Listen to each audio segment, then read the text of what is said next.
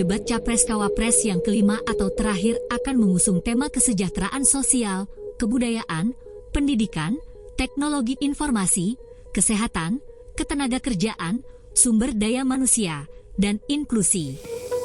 Dari sejumlah tersebut, tema berkaitan pendidikan memiliki daya tarik tersendiri yang tak pernah pudar.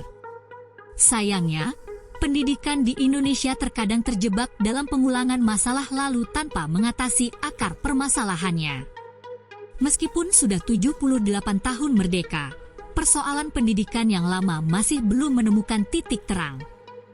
Bersama Bukik Setiawan, Ketua Yayasan Guru Belajar, Kacamata Channel akan membahasnya lebih dalam. Kembali lagi di podcast Kacamata. Pada kesempatan kali ini kita akan berbincang-bincang dengan Mas Bukik Setiawan. Beliau ini adalah Ketua Yayasan Guru Belajar. Halo Mas, apa kabar nih sebelumnya? Halo, selamat siang. Kabar gembira karena mau ngobrolin soal pendidikan nih. Wah bener banget ya. Sekarang ini emang isu pendidikan lagi tinggi-tingginya nih dibahas nih. Mungkin aku pengen tahu dulu Mas, Mas Bukik ini kan dari Yayasan Guru Belajar. Kalau Guru Belajar sendiri ini bergeraknya di bidang apa Mas? Atau seperti apa nih pergerakan Guru Belajar ini? Oke, ya Yayasan Guru Belajar sesuai dengan namanya itu menemani guru-guru buat belajar. Karena kami percaya guru itu punya peran yang besar, sehingga misi kami itu adalah memberdayakan guru itu untuk menjadi penggerak perubahan. Dan bukan hanya perubahan pendidikan, tapi juga perubahan sosial. Jadi semisal ketika kita ngomong isu climate change, siapa sih sekelompok orang yang punya jejaring yang bisa mengakses sampai akar rumput selain guru, gitu ya. Kelompok yang terdidik, dia terhubung dengan para pemangku kepentingan, ada di hampir setiap, ada di hampir semua daerah. Itu kan ada guru, karena konteks ASN pun guru itu adalah kelompok ASN terbesar dibanding profesi-profesi yang lain. Jadi menemani dengan berbagai macam cara, pelatihan, webinar, pengembangan kepemimpinan, sampai temu pendidik Nusantara. Kurang lebih seperti itu. Artinya nggak hanya guru mengajar sebagai formal aja gitu Mas ya, lebih ke informal juga ya. Formal maupun non formal kami tidak terlalu membedakan itu, tapi intinya gini, seringkali orang punya persepsi tugas guru itu mengajar.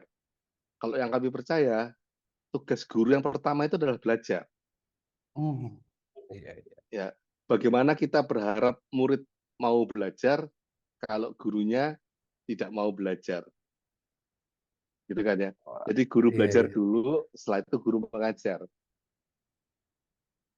Oh iya, menarik banget Mas. Nah, kalau dari Mas Bukik sendiri nih, melihat sistem pendidikan kita sekarang ini nih, seperti apa nih Mas? Karena mungkin sejak 10 tahun terakhir ini Mas, banyak terjadi regulasi-regulasi dan perubahan-perubahan Mas. Yang kadang justru kita sebagai masyarakat ini suka bingung sendiri nih, kok ini berubah lagi? Contohnya seperti zonasi gitu Mas. Dan mungkin kan ada lagi kebijakan-kebijakan atau peraturan lainnya yang sering berubah-berubah. Oke, ya. Kalau bicara soal perubahan, jadi yang pertama ya, yang namanya pendidikan itu kan perubahan ya. Pendidikan itu berubah. Pendidikan itu diukur, keberhasilan pendidikan itu diukur kalau ada perubahan. Jadi yang dari tidak kompeten menjadi kompeten, gitu kan. Dari yang tidak bisa baca bisa menjadi baca. Jadi nature-nya pendidikan itu perubahan. Tapi setuju bahwa dalam bukan 10 tahun sih, sebenarnya kita bisa tarik lebih jauh lagi sampai 30 tahun atau 40 tahun lagi, kita memang tidak punya blueprint, kita memang tidak punya peta jalan yang menjaga eh, perubahan pendidikan itu terus berkelanjutan, tidak bongkar Hmm. pasang. Jadi artinya pendidikan ya harus berubah. Yang namanya pendidikan ya berubah, tapi perubahannya seperti apa dulu gitu kan? Ya Hmm. perubahannya itu kan harusnya ada kerangka strategis yang mengawal perubahan tersebut sehingga tidak tergantung pada orang per orang yang menjadi pejabat pendidikan. Yang PR kita memang di situ. Hmm. Iya ya, sangat ini juga sih ya. Terus kalau melihat apa ya Mas ya, di antara perubahan-perubahan yang belum terstruktur ini, mana sih Mas kalau dari pandangan Mas Bukik ini yang perlu harus segera dibenahi di pendidikan kita ini Mas? Wah, kalau itu bisa banyak ya keluarnya ya. Eh, banyak sekali yang perlu diubah. Tapi yang menurut saya paling mendasar dan mungkin ini jarang dibicarakan di Hmm. sejumlah forum itu adalah implikasi undang-undang pemerintah daerah terhadap pendidikan. Hmm. Itu yang jarang sekali dibahas. Jadi teman-teman, ownernya guru, ownernya kepala sekolah, ownernya sekolah itu bukan Menteri Pendidikan. Hmm. Karena Terus, karena hmm. kita menggunakan otonomi daerah ya, sehingga Hmm. ownernya guru, ownernya kepala sekolah, dan ownernya sekolah itu adalah pemerintah daerah. Hmm. Jadi Iya, iya. sesimpel Menteri Pendidikan itu nggak bisa ngangkat, nggak bisa mencat guru. Menteri Hmm. Pendidikan itu nggak bisa ngangkat dan nggak bisa mencat kepala sekolah. Iya, iya. Nah, yang punya otoritas siapa? Pemerintah daerah. Nah, sayangnya wacana ini tenggelam, gitu ya. Wacana ini tenggelam sehingga banyak masyarakat, bahkan mungkin Mas Fauzan sendiri, itu Iya. yang tidak menyadari bahwa kewenangan pemerintah daerah itu begitu besarnya dalam menentukan arah perubahan pendidikan. Bahwa betul norma kebijakan itu ditentukan oleh kementerian, iya. Tetapi bagaimana pelaksanaan di lapangan Hmm. itu yang terjadi, ya itu adalah kewenangan pemerintah daerah. Sehingga kalau di lapangan isu yang paling dikhawatirkan oleh guru-guru adalah kalau nanti bupatinya ganti, kepala sekolahnya akan ganti. Karena biasanya kepala sekolah itu dapat tekanan tertentu dari pihak-pihak tertentu untuk mendukung di pilkada. Nah, nanti Hmm. kalau salah pilih dukungan, yang didukung itu kalah, itu ya siap-siap kehilangan jabatan kepala sekolah. Begitu juga sebaliknya. Jadi itu kalau ngomong di lapangan kondisinya seperti itu. Jadi kekhawatiran, ketakutan terbesar itu adalah pada bagaimana pemerintah daerah itu mengelola pendidikan. Ya, Hmm. dulu. Berarti ini juga terkait kompetensi si gurunya itu sendiri ya, Mas. Berarti kalau hanya dari kepala daerah ini yang menentukan gitu, berarti kan peraturan-peraturan itu yang terkait di daerah-daerah tersebut itu kan tanggung jawabnya ada di si kepala daerah. Kan kayak sekarang Ya, terjadi mungkin kita temui di beberapa daerah gitu. Banyak perilaku guru-guru yang sebenarnya kadang kita lihat di pemberitaan ini menyimpang, ada terkait kasus apa, kasus ini gitu loh. Berarti di sini ada tanggung jawab wewenang dari pemerintah daerah untuk melihat kompetensi-kompetensi guru-guru ini, Mas. iya, iya. Jadi Hmm. kalau ada guru yang tadi melakukan hal-hal yang aneh tadi itu, ya sesimpel tadi, sesimpel menteri mau mencat juga nggak bisa. Yang Hmm. yang menentukan nasibnya guru itu adalah ya kepala daerah, atau dalam hal ini diwakili oleh kepala dinas ya. Nah, ini yang saya soroti dalam konteks bukan untuk menyalahkan pemerintah daerah gitu ya. Tapi dalam konteks karena isu ini tidak terangkat dengan baik, akhirnya proses pemberdayaan, peningkatan kapasitas pemerintah daerah untuk mengelola pendidikannya itu tidak terjadi. Hmm. Jadi Iya. ya kayak apa ya, kasihan lah ya, regulasinya, undang-undangnya memberikan mandat, kewenangan dan tanggung jawab ngurus pendidikan pada pemerintah daerah. Tapi pemerintah daerahnya tidak mendapatkan tidak mendapatkan peningkatan kapasitas, tidak mendapatkan pemberdayaan yang membuat mereka bisa efektif mengelola pendidikannya. Dan ini menurut saya juga salah satu PR terbesar yang belum selesai sampai hari ini sih. Itu PR terbesarnya di situ.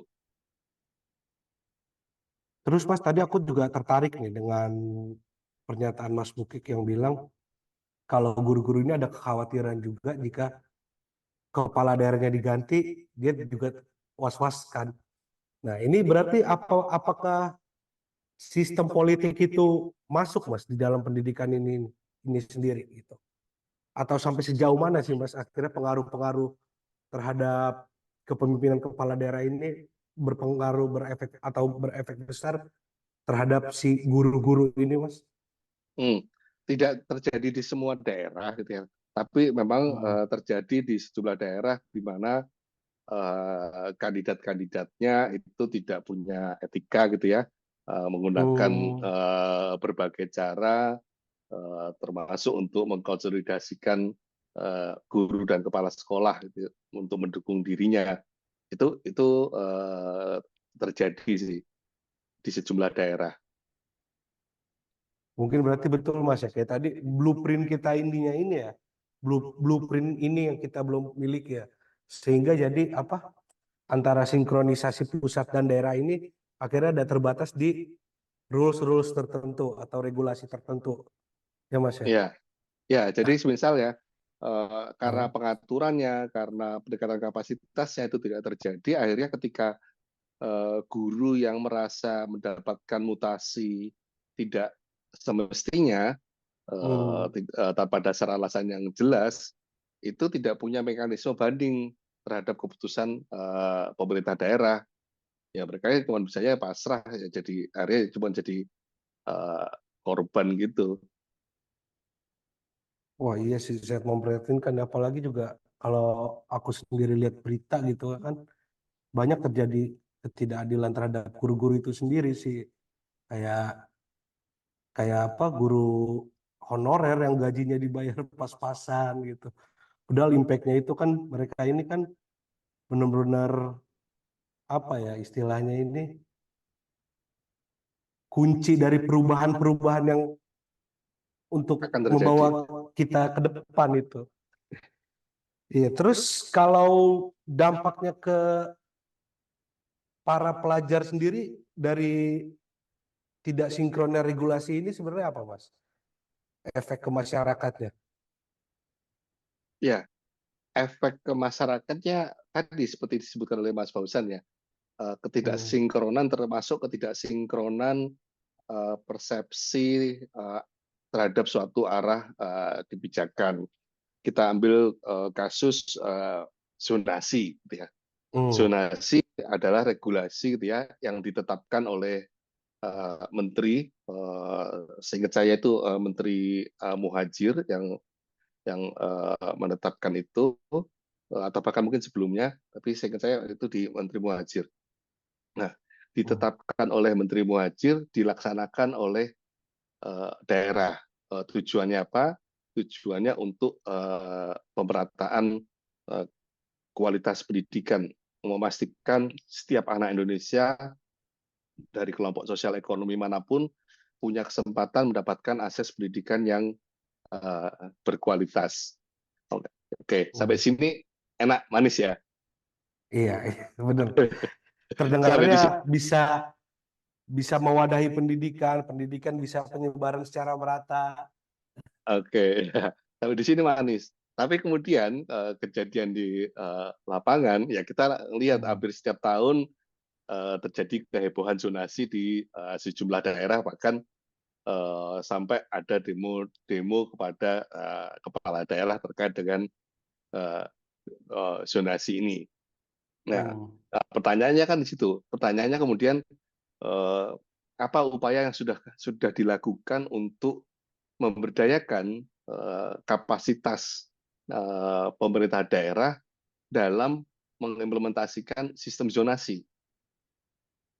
Ya, karena kan sistem zonasi itu ya itu perubahan yang sangat mendasar. Yang di era sebelumnya itu adalah pendekatannya adalah sekolah-sekolah favorit, kemudian tiba-tiba pendaftarannya berdasarkan zonasi. Itu kan perubahan yang mendasar. Tidak semata-mata urusan teknis anak saya bisa daftar di sekolah mana. Itu kan teknis ya. Tapi ada perubahan mendasar. Nah, yang sayangnya karena tidak ada peningkatan kapasitas dari pemerintah daerah, ada sejumlah potensi-potensi persoalan yang tidak pernah ditangani, dan itu kemudian membuat zonasi bukannya mencapai tujuan, malah melahirkan praktek-praktek kecurangan. Semisal per hari ini itu kapasitas atau daya tampung SMP kita itu masih minus. Ya, daya tampung SMP negeri itu maksudnya ya, SMP negeri itu tidak kita cuma di angka cuman 40%. Artinya apa? Artinya ketika dari lulus SD kemudian mau masuk ke SMP ada sekitar bentar, aku buka nih. Ya. Jadi kalau negeri itu kurangnya di 46%. Jadi 46% daerah kita itu masih kurang daya tampung SMP-nya untuk menampung lulusan SD di daerah tersebut. Nah, 46% itu daerah itu masih belum memenuhi. Nah, artinya apa? Artinya nanti ketika ada lulusan SD, ketika pendaftaran peserta didik baru, mereka harus saling bersaing gitu kan, secara ketat untuk masuk ke daya tampung yang terbatas. Ya, jadi semisal lulusan SD-nya 10, daya tampungnya cuma 5, daya tampung SMP negeri cuma 5. Artinya 10 orang ini kan harus bersaing, harus saling mengalah. Padahal nggak setiap anak, apalagi ketika kita ngomong wajib belajar 9 tahun, setiap anak Indonesia itu bisa mendapatkan akses pendidikan yang berkualitas tanpa harus bersaing, tanpa harus mengalahkan anak yang lain. Ini kan wajib belajar. Ini kan bukan sebuah privilege yang harus diperebutkan. Ya. Ini bukan menjadi siapa paling jago.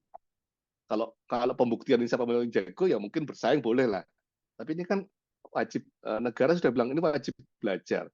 Ya, berarti kan negara juga punya tanggung jawab untuk menyediakan daya tampung itu. Nah, kenyataannya daya tampungnya kurang. 46% daerah itu tidak cukup punya daya tampung untuk SMP. Pun nanti ketika ditambah dengan kapasitas yang swasta, itu juga masih minus. Nah, problem-problem ini seringkali pada masa lalu tidak disadari. Tidak sadari daya tampung kurang, terus sebaran sekolahnya tidak merata. Semisal di Surabaya itu nanti kita bisa lihat di sebuah kompleks ada 4 SMA yang berdekatan. Itu kan tidak mungkin terjadi zonasi. Gimana mau zonasi kalau SMA-nya ngumpul di satu kompleks, di area yang lain kosong. Nah, itu yang yang bahwa rumitnya atau kompleksnya pendidikan di Indonesia gitu ya, sebuah garis kebijakan yang diarahkan oleh menteri, yaitu harus dikawal atau melibatkan dan memberdayakan pemerintah daerah. Dan kalau kita ngomong konteks pilpresnya adalah ya bagaimana calon presiden aware tentang isu ini, karena kalau nggak aware tentang isu ini, ada banyak isu pendidikan yang akan terus-menerus menjadi persoalan tanpa pernah ada penyelesaian finalnya. Ya kayak zonasi ini sudah 2 menteri, itu kan masih ramai terus sampai hari ini. Iya, iya betul. Belum lagi infrastruktur ya Mas ya. Kalau di daerah-daerah sendiri kita lihat kan benar-benar ya Iya, jalannya susah. Nah itu juga aku juga nggak ngerti tuh kalau zonasinya seperti itu gimana. Gitu kan misalnya di daerah tertentu dia masuk zonasinya benar-benar yang aksesnya susah, harus nyebrang jembatan, nyebrang kali yang kayak kita sering lihat di berbagai platform gitu. Aku jadi berpikirnya ini kan nggak ada keadilan pemerataan pendidikan juga, Mas. Aku sih setuju ya kalau dibilang salah satunya tadi apa pemerataan sekolahnya di mananya itu buat aku hmm. sih penting ya. Mungkin sampai saat ini mungkin di Jakarta dan sekitarnya itu terpenuhi. Mungkin di daerah lain ini yang aku lihat sih kayaknya ini belum belum. Jakarta pun juga enggak. Oh masa ya? Daya tampung SMA Jakarta itu masih di angka 60-an%. Tapi Hmm. pada prinsipnya belum. Jadi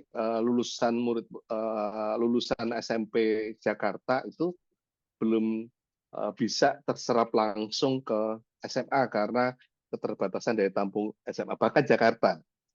Wow, kota besar aja pun belum ada ya. Eh, Karena tadi ini nggak jadi Hmm.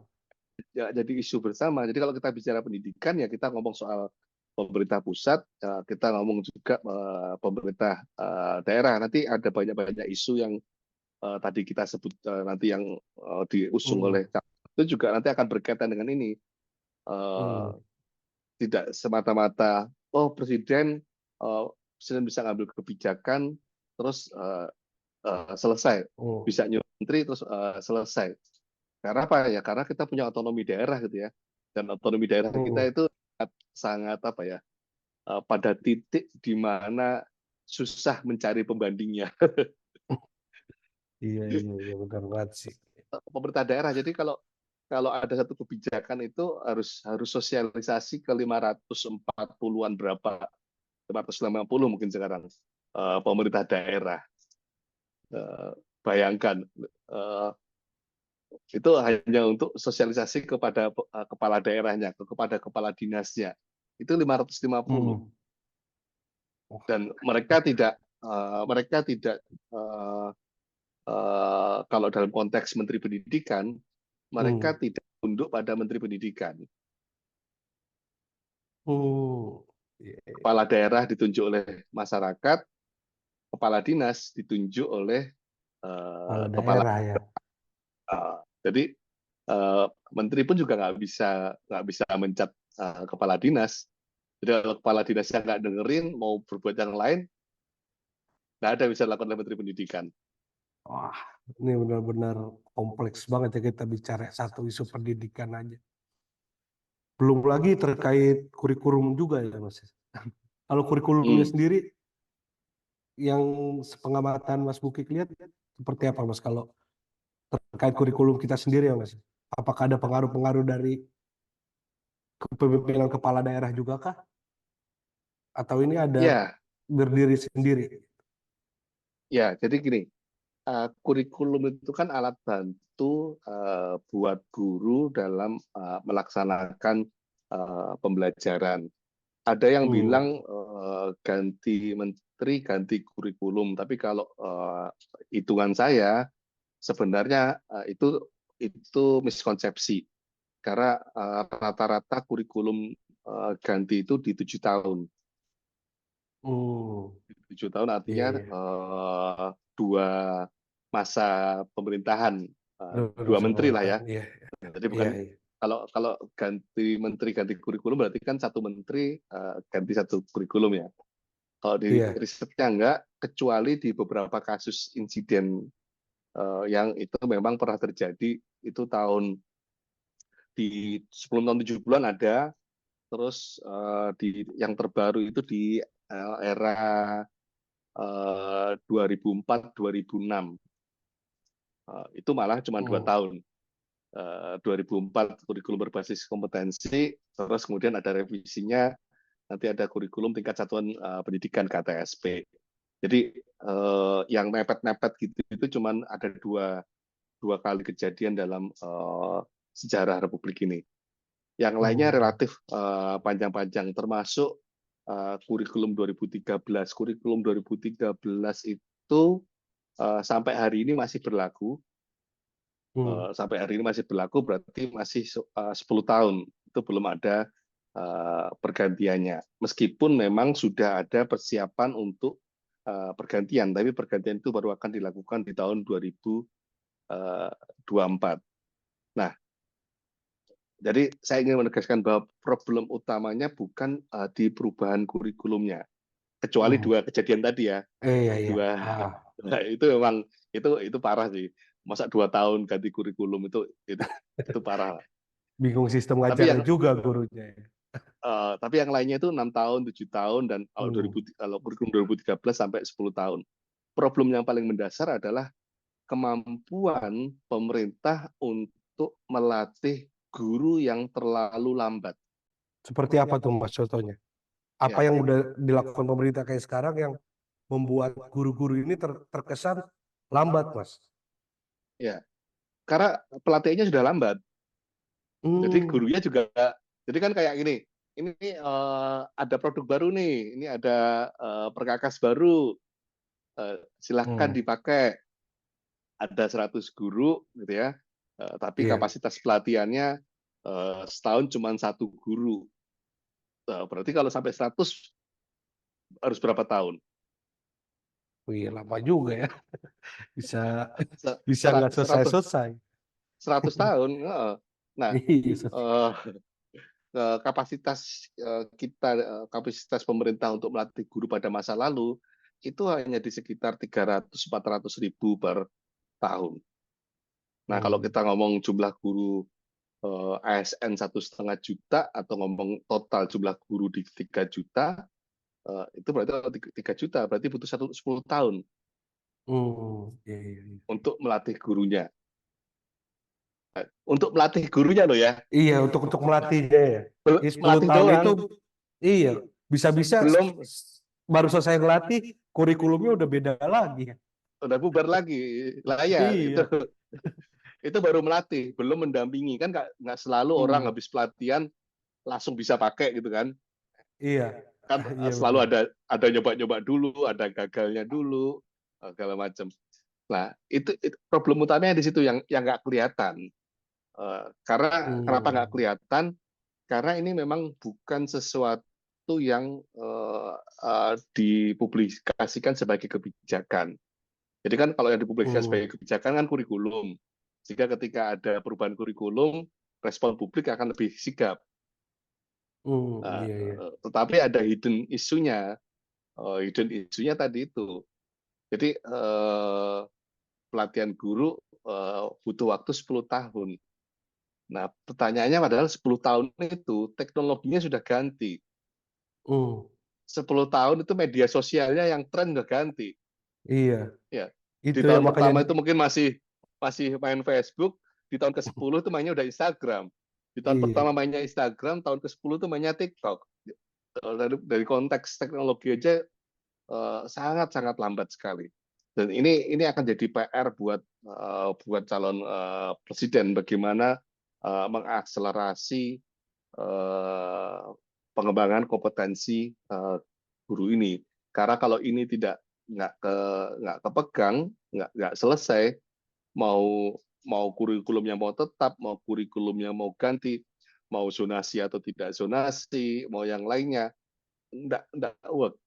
Ya kayak tadi, contohnya tadi ya, ini kan pelatihan itu adalah menyiapkan guru untuk menggunakan perangkat-perangkat tertentu. Ya, kalau kita nggak Iya. bisa kalau kita punya perusahaan gitu ya, kita Iya. investasi alat baru, ya alat baru itu nggak bisa dipakai apa-apa dong kalau karyawan kita nggak bisa makainya. Kalau karyawan kita nggak dilatih. Iya, kayak terjadi waktu awal-awal COVID juga, Mas ya. Sebenarnya juga kita ketahui kan banyak guru-guru yang kaget ketika harus berubah dengan sistem belajar yang daring itu, banyak yang kesusahan juga akhirnya ya. Ya, oh banyak sekali itu. Tapi Iya. alhamdulillah sih pandemi itu juga termasuk sadar nggak sadar itu termasuk faktor yang mengakselerasi kecepatan belajar guru sih. Eh, eh, Kami merasakan sendiri Hmm. peningkatan jumlah peserta webinar, pelatihan selama pandemi itu melonjak naik. Berarti apakah harus ada kebijakan yang benar-benar bisa nge-push guru itu sendiri, Mas, untuk mengakselerasinya? Atau emang Ya, harus tergantung balik ke pemerintahnya sendiri atau pemangku kebijakannya ini?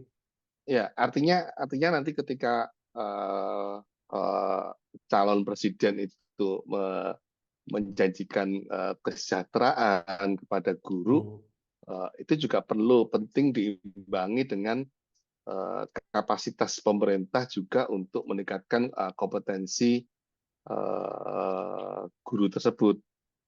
Karena Hmm. kalau sudah disejahterakan tapi kompetensinya tidak ditingkatkan, ya itu berarti kan daya pengaruh kesejahteraan itu tidak besar gitu loh. Jadi kecil daya ungkitnya. Iya, iya. Ya maksudnya sesimpel bahwa berarti guru-guru itu punya perangkat yang canggih, tapi ya nggak bisa dipakai. Ya, Iya, itu kan suatu pemborosan juga. Jadi iya. buat capres yang ingin menjanjikan kesejahteraan, yaitu catatannya pastikan peningkatan kesejahteraan itu berkaitan dengan uh, upaya untuk peningkatan kompetensi. Artinya saya juga nggak ingin menyalahkan guru-guru bahwa kamu kok kompetensinya rendah, nggak gitu. Kan Hmm. harus berefleksi juga.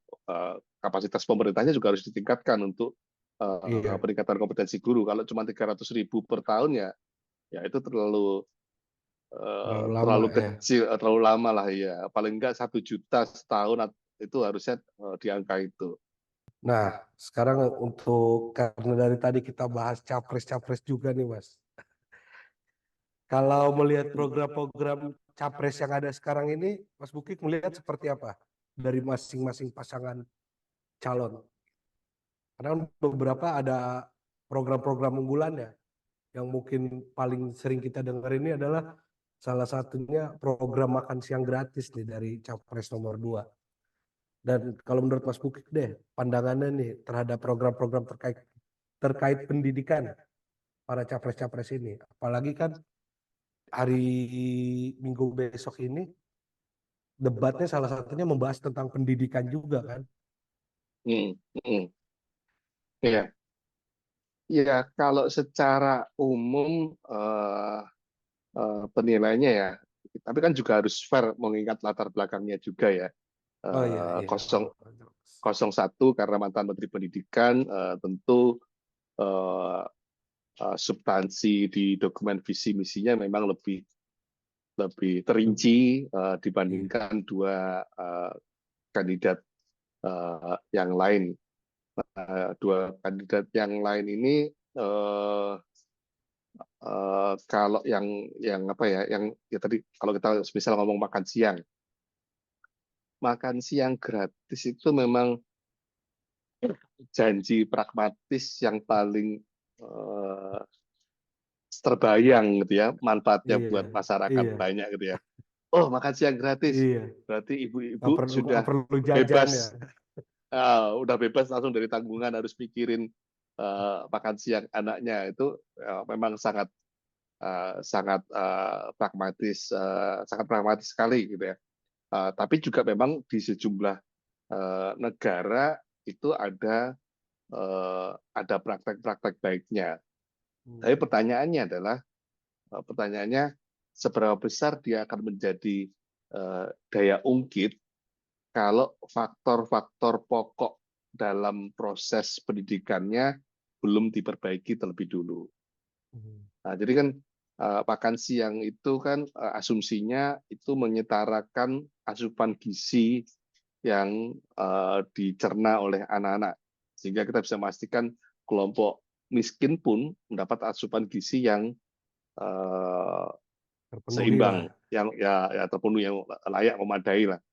Nah, masalahnya kemudian kalau mereka punya kapasitas seperti itu, eh, apa yang akan mereka dapatkan dalam proses pendidikan kalau proses pendidikannya sendiri belum ada perubahan secara mendasar. Artinya, Hmm. oke lah anaknya kenyang, tapi kalau kompetensi gurunya belum beres, Iya. kenyangnya buat apa gitu ya. Terus kalau daya tampung sekolahnya SMP, SMA masih terbatas, terus terus gimana gitu kan, konsumsi makan siangnya akan di sekolah ya. Iya, Sementara daya iya. tampung sekolah kita sebenarnya nggak cukup untuk semua anak. Artinya nggak semua anak Indonesia pun juga akan mendapatkan makan siang gratis itu sih. Jadi kalau Iya. kalau ya yang paling agak mengganjal menurut saya ya soal isu makan siang tersebut sih. Iya, ya. Jangan sampai makan siang ya kan.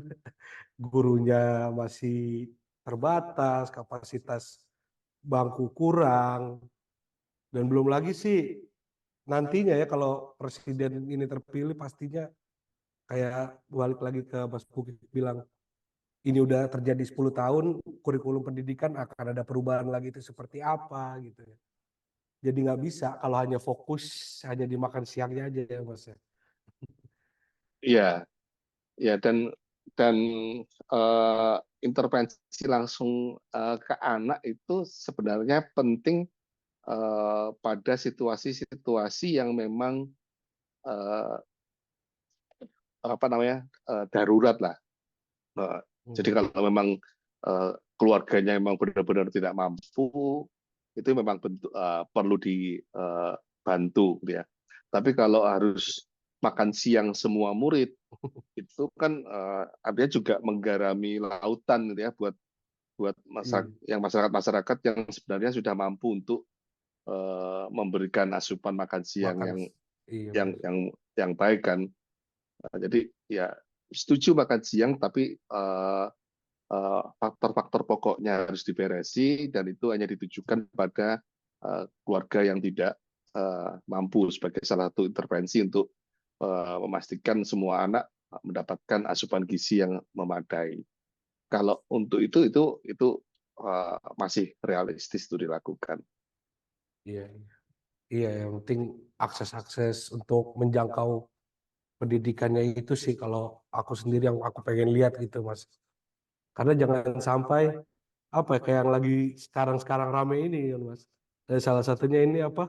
Sampai mahasiswa diarahkan untuk pinjol ini kan buat aku percuma juga gitu, kayak ada makan siang gratis tapi kayak untuk akses pendidikan ini susah. Ini kalau aku sendiri ngeliat yang fenomena ini menyedihkan gitu sih Mas. Gimana ya? Kayak di satu sisi pemerintah ini kan juga melarang ini, menekan terjadinya pinjol, tapi ini dilakukan di dunia pendidikan gitu, di kampus-kampus besar lagi. Ini aku yang buat aku sendiri sih menyedihkan gitu loh. Kenapa harus diarahkan ke sana? Di mana infrastruktur pendidikannya ini untuk membantu para siswa-siswi kita ini nih Mas. Aku pengen lihat Iya, program-program seperti itu ya. iya, iya. Jadi fenomena mahasiswa yang terjerat pinjol ini kan memang juga menggambarkan bagaimana terbatasnya akses pendidikan tinggi, sudahlah terbatas. Eh, Hmm. jadi gini, daya tampung, jadi semakin tinggi jenjang pendidikan, daya tampung sekolah atau kampus negerinya itu semakin terbatas. Jadi Hmm. SMP-nya terbatas, SMA-nya lebih besar kekurangannya, kekurangan daya tampungnya, perguruan tinggi juga lebih besar lagi. Jadi aksesnya yang udah terbatas mahal pula, Iya, atau sebaliknya ya, karena iya, terbatas kemudian jadi mahal, kan gitu biasanya ya. Kalau kalau iya, barang dicari kan barangnya jadi mahal ya. iya, iya. Semakin Nah, dicari semakin sulit, harganya naik. nah itu kayak kayak perguruan tinggi negeri itu seperti itu, Dan ini memang sebenarnya sudah ada sejumlah inisiatif untuk memberikan dukungan termasuk beasiswa bidik misi. Tetapi asumsinya itu kan asumsi dari menurut saya bias kelas menengah. Jadi oke, silakan kamu daftar perguruan tinggi negeri. Nanti kalau diterima kamu bisa ambil beasiswa bidik visi gitu kan. Oke, itu asumsinya kan sudah jelas loh bahwa memang dia kurang, dia butuh beasiswa. Tapi banyak kasus yang terjadi adalah tidak tidak seperti itu. Banyak kasus yang kemudian di tengah perjalanan di semester 1 orang tuanya mengalami gagal panen, di semester 4 orang tuanya kesulitan di bisnisnya dan segala macam, sehingga kemudian alami kesulitan untuk membayar. Nah, jadi yang beasiswa yang skema yang selama ini itu tidak cukup responsif terhadap perubahan kondisi sosial ekonomi orang tua. Jadi dipikirnya kalau orang tua sejahtera itu sejahtera seterusnya gitu loh. Iya, Padahal iya. kan nggak semua orang tua pegawai negeri gitu ya. Iya. Kalau pegawai negeri kan akan Mungkin bisa lebih seterusnya. terjamin lah ya. Iya. Iya. Sementara sebagian Kasihan besar yang kan nggak. masyarakat ke bawah. Iya, benar, benar, benar.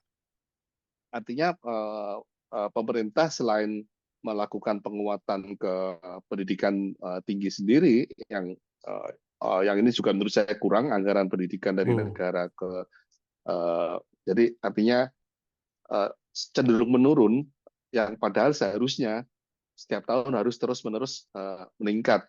Pakai faktor alamiah aja deh. Pakai faktor alamiah kenaikan harga barang, kenaikan gaji, inflasi dan segala macam itu tiap tahun kan naik ya. Iya, iya, betul.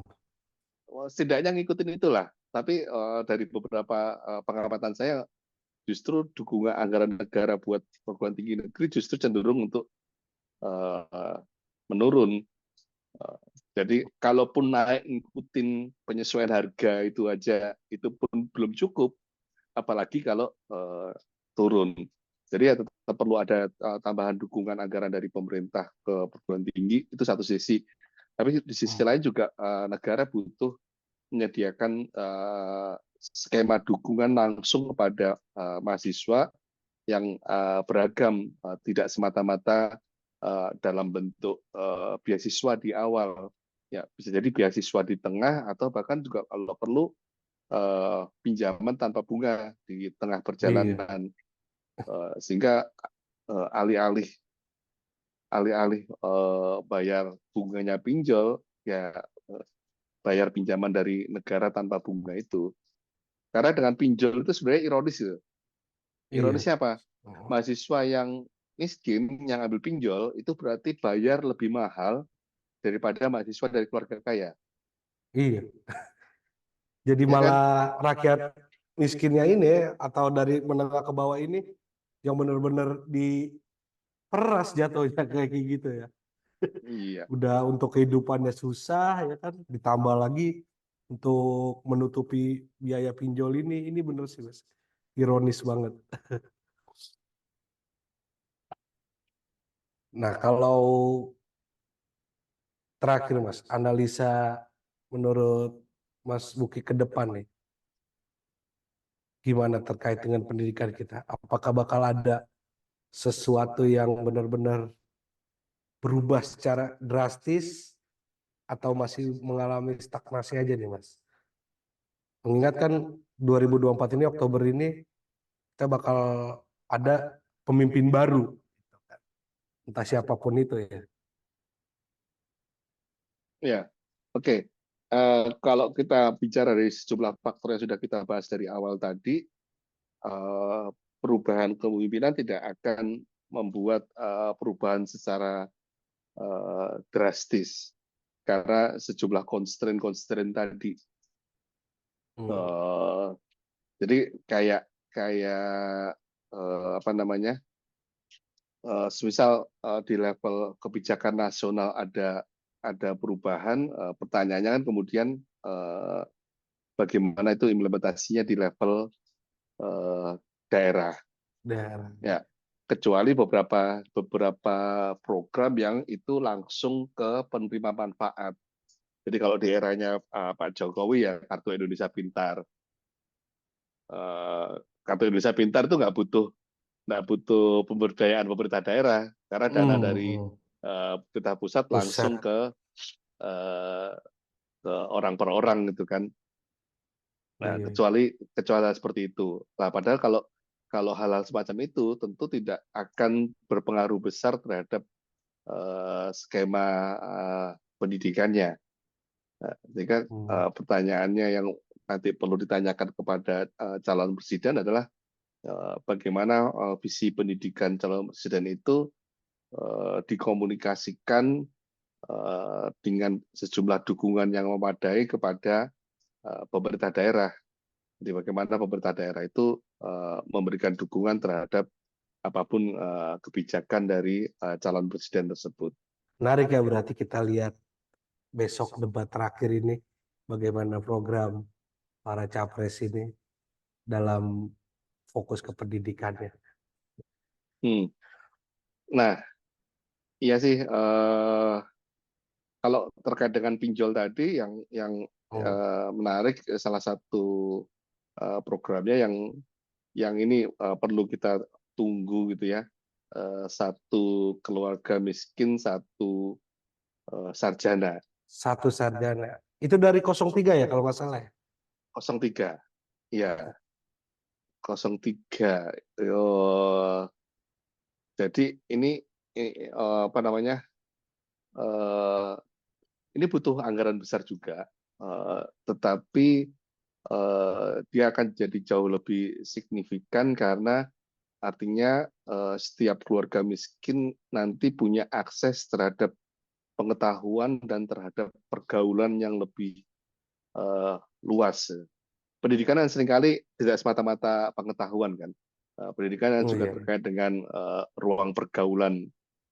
Jadi bayangkan kalau setiap keluarga miskin itu punya apa namanya punya sarjana. Nah, cuman ya tadi pertanyaannya bagaimana ini kemudian akan diimplementasikan. Yang lebih kalau di 01 itu Mas Fauzan pasti nggak terlalu ini nggak tahu sih. Kalau di 01 itu sudah ada janji tidak akan ada perubahan kurikulum Hmm. di dokumen visi misinya ya. Saya tidak Iya, ngutip iya, pendapat ya. Saya iya, iya. ngomong di Ah, dokumen visi misinya itu yang menjanjikan tidak ada perubahan kurikulum itu adalah 01. Jadi kalau buat teman-teman yang tidak ingin shock lagi dengan perubahan kurikulum, ya mungkin 01 bisa dipertimbangkan dalam konteks itu gitu ya. Sementara kalau 03 ya yang menurut saya perlu digarisbawahi tadi satu satu keluarga miskin, satu satu sarjana. sarjana yang menurut saya bisa jadi pengungkit perubahan nasib keluarga miskin tersebut. Mungkin sekian Mas, terima kasih banget atas waktunya. Udah berbagi pandangan-pandangan dengan kita seputar dunia pendidikan. Dan ya jujur aja ya, akhirnya saya sendiri nih ngerasa tahu ya, kalau sistem pendidikan ini nggak hanya sebatas bayar sekolah atau infrastruktur semata, tapi banyak faktor-faktor lain. Kayak tadi implementasi terhadap guru, pemerataan bangku sekolah, itu kan hal-hal yang Enggak. mungkin kita sebagai masyarakat awam nggak melihat hal itu, padahal itu yang menjadi masalah besar di sistem pendidikan kita. Gitu, Ya, Mas. harapan saya seperti itu dari obrolan di kacamata channel ini kita bisa melihat sisi-sisi lain dari pendidikan ya dan Iya, mungkin bisa memantik percakapan yang lebih luas di media sosial dan itu Iya. dibicarakan di ketika debat capres. Oke, baik Mas. Sekali lagi terima kasih banyak atas waktunya. Semoga kita bisa ketemu lagi di lain kesempatan. Siap, siap. Terima kasih Iya. juga. Selamat Iya. sore.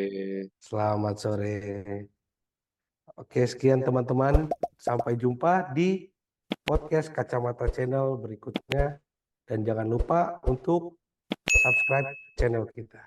Terima kasih.